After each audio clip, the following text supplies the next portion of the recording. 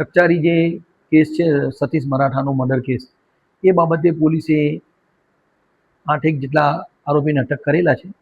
એમાંથી અમુક જોઈનાલ છે અને બાકીના મેજર હતા. જે મેજર હતા એમનું ગઈકાલે પોલીસે અહીંયા પ્રોડક્શન કરેલું અને એમની રિમાન્ડની માંગણી કરેલી.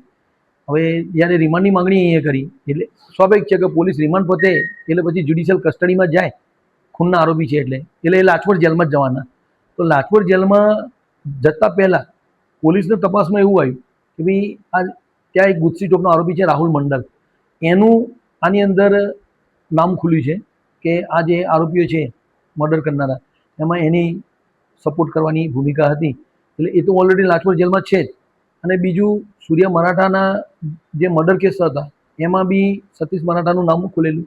એટલે એ દ્રષ્ટિએ એના સાગરીતો અને એના અંગત માણસો કે જ્યાં લાજપોર જેલમાં હોય તો આમની સાથે એક વેમનસ્ય અને દુશ્મનાવટની ભાવના હોય.